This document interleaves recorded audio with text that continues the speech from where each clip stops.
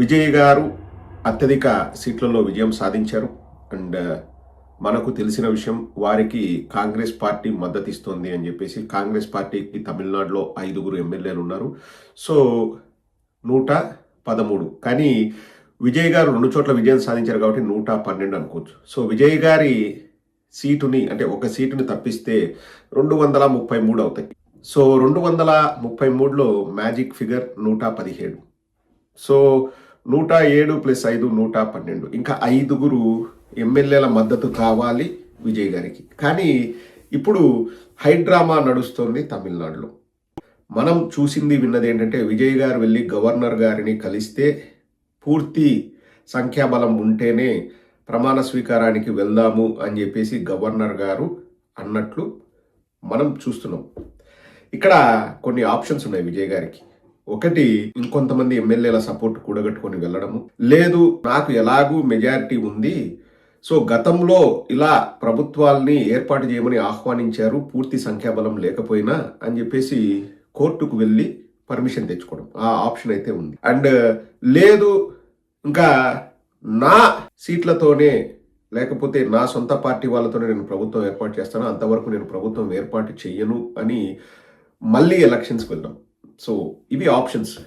ఒకసారి గతంలోకి వెళ్ళి చూద్దామండి. సరిగ్గా 30 ఏళ్ల క్రితం మే నెలలో జరిగిన విషయమే. ఇంకా ఇప్పుడున్న యంగ్స్టర్ చాలా మంది అప్పటికి పుట్టినరు. 1996 ఎలక్షన్స్ జరిగాయి. అప్పట్లో బీజేపీ పార్టీ, అంటే ఇండియా వైడ్ ఎలక్షన్స్లో అతిపెద్ద పార్టీగా అవతరించింది. 161 స్థానాలను వారు కైవసం చేసుకున్నారు, బీజేపీ పార్టీ సొంతంగా. మన దేశ పార్లమెంటులో ఉన్న సంఖ్య 544.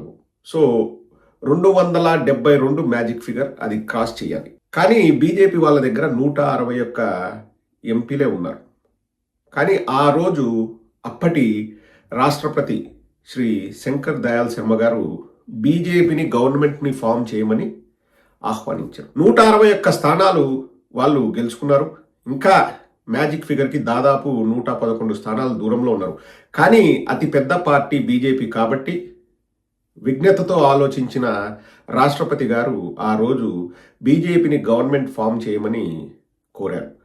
మే 16, 1996 బీజేపీ మొట్టమొదటిసారి, భారతదేశ చరిత్రలో మొట్టమొదటిసారి బీజేపీకి సంబంధించిన వ్యక్తి ప్రధాని అయ్యారు, శ్రీ అటల్ బిహారీ వాజ్పేయి గారు. So first ever time BJP కేంద్రంలో గవర్నమెంట్ని ఫామ్ చేయడం మే 16, 1996. బల నిరూపణ మే 31 ఫిక్స్ అయింది. బలాన్ని కూడగట్టుకోలేకపోయారు బీజేపీ వాళ్ళు, ఎటువంటి కుయుక్తులు పన్నలేదు. ఆ రోజు మేము గవర్నమెంట్ని పూర్తిగా ఏర్పాటు చేయలేమని చెప్పేసి ప్రధానమంత్రి గారు రాజీనామా చేశారు. 13 రోజులు మొదటిసారి ప్రధానమంత్రిగా ఉన్నారు వాజ్పేయి గారు. తర్వాత 1998లో 13 నెలలు ప్రధానమంత్రిగా ఉన్నారు. అప్పుడు ఏఐఏడిఎంకే, శివసేన, బీజు జనతాదళ్ వీళ్ళందరి సహకారంతో బీజేపీ ప్రభుత్వాన్ని ఏర్పాటు చేసింది. కానీ ఏఐఏడిఎంకే సపోర్ట్ విత్డ్రా చేసుకోవడం వల్ల 99లో మళ్ళీ ఎలక్షన్స్ వచ్చాయి. అప్పుడు పూర్తి మెజార్టీతో 5 ఏళ్ళు పరిపాలన చేశారు వాజ్పేయి గారు. 13 రోజుల నుంచి 13 నెలలు, 13 నెలల నుంచి 5 ఏళ్ళు. అది చరిత్ర. ఆ రోజు రాజీనామా చేస్తూ వాజ్పేయి గారు అన్న మాటలు, సత్తా కా ఖేల్తో చలేగా పర్ దేశ్ రెహనా చాహియే.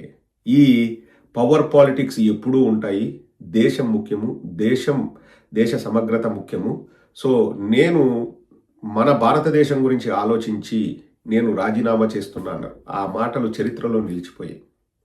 కానీ ఇప్పుడు ఏం జరుగుతుంది, గవర్నర్ గారు ఎందుకు పిలవట్లేదు అంటే, పూర్తిగా అండి, ఒక ప్రజాస్వామ్య దేశంలో ప్రజాస్వామ్యాన్ని గౌరవించాల్సిన బాధ్యత ఉన్న మనం అందరం కూడా ఒకటే ఆలోచించాలి, గవర్నర్ గారి విఘ్నతకే వదిలేయాలి. ఇక్కడ విఘ్నత అన్నది చాలా చాలా ముఖ్యమండి. కానీ గవర్నర్ గారు విఘ్నతతో ఆలోచిస్తున్నారా లేదా అన్నది మాత్రం సామాన్యుడు బేరీజు వేయచ్చు, ఎవడి ఆలోచనలు వారుకుంటాయి. ఇక్కడ మనం చూస్తే అండి, బీజేపీ వాళ్ళది పెక్యులియర్ స్టైల్ ఉంటుంది. ఇప్పుడు చిన్న ఎగ్జాంపుల్ చెప్తాను. బీజేపీలోకి జాయిన్ అవ్వకముందు సీఎం రమేష్ పైన హైదరాబాద్లో ఐటీ అండ్ ఈడీ ఆ రెండిట్లో ఏవో సోదాలు నిర్వహించారు. ఎప్పుడైతే బీజేపీ తీర్థం పుచ్చుకున్నాడో, సీఎం రమేష్ అప్పటి నుంచి ఇంతవరకు ఇంకా ఐటీ లేదు, ఈడీ లేదు, ఏమీ లేదు. సో నేను గమనించింది ఏంటంటే అమిత్ షా గారి స్టైల్ ఏంటంటే చెప్పి చేస్తాము, అది ప్రజలు కూడా తెలుసుకునేలాగా చేస్తాము, మేము మా దారిలోకి తెచ్చుకుంటాము, అది ప్రజలు తెలుసుకుంటే మేమేం బాధపడం, వాళ్ళకి చెప్పే చేస్తాం, భయం అన్నది పుట్టిస్తామన్నది అమిత్ షా గారి స్టైల్ కానీ లేకపోతే నరేంద్ర మోడీ గారి style, what ever BJP style, అది అన్నది క్లియర్గా తెలిసిపోతుందండి. ఇప్పుడు విజయ్ గారు మాకు బీజేపీతో పొత్తు వద్దు, కాంగ్రెస్తో వెళ్తా అన్నప్పుడు ఖచ్చితంగా బీజేపీ హర్ట్ అయింటుంది. నాకు వద్దు అన్నప్పుడు ఎవరైనా హర్ట్ అవుతారు. నన్ను వద్దంటావా, నా పవర్ ఏందో చూపిస్తా అని చెప్పేసి ఈ డిలే జరుగుతుంది, జస్ట్ ఒక వార్నింగ్ లాగా జరుగుతుందని కూడా అనుకోవచ్చు, ఆస్కారం ఉంది. నిజంగానే జరిగిందా, నిజంగానే గవర్నర్ గారు అందుకే డిలే చేస్తున్నారంటే మనకు తెలియదు, కానీ ఆస్కారం అయితే ఉంది. ఖచ్చితంగా నువ్వు మమ్మల్ని వద్దంటావా, మా పవర్ ఏందో చూపిస్తాను, మేము అనుకున్నది మేము చేయగలము అని చెప్పేసి డిలే చేయడం.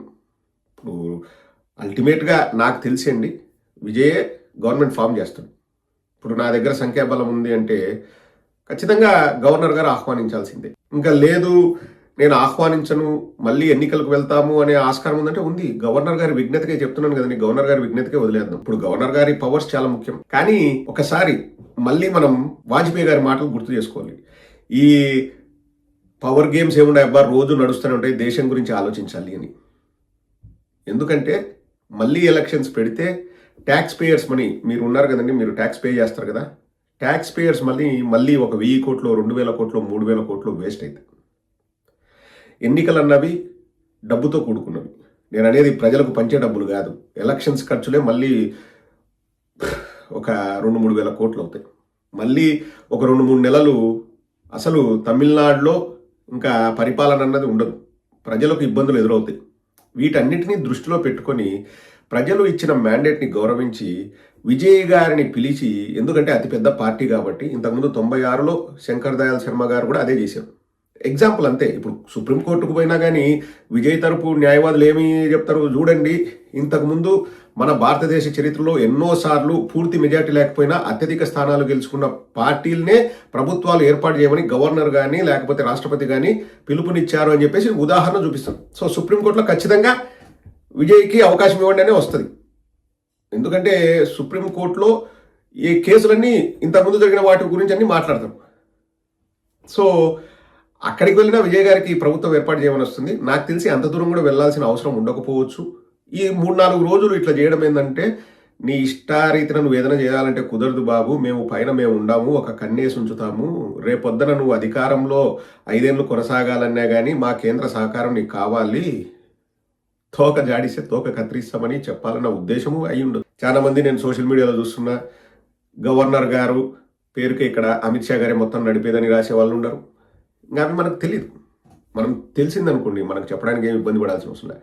కానీ బీజేపీ వాళ్ళది ఒక స్టైల్ ఏంటంటే, మాకు ఎవరైనా నచ్చకపోతే డైరెక్ట్గా వాళ్ళ మీద అటాక్ చేసి ప్రజలు కూడా మాట్లాడుకునేలాగా చేస్తామన్నది నేను గమనించిన దాంట్లో వాళ్ళ స్టైల్ అండి. సో దాంట్లో భాగంగా డిలే జరుగుతుందా, మళ్ళీ ఒకటే చెప్పి ముగిస్తాను, గవర్నర్ గారి విజ్ఞతకే వదిలేయాలి.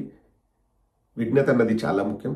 కానీ ఆ విజ్ఞత వారికి ఉందా లేదా అన్నది ప్రజలు బేరీజు వేయచ్చు. ఎందుకంటే మనది ప్రజాస్వామ్య దేశం.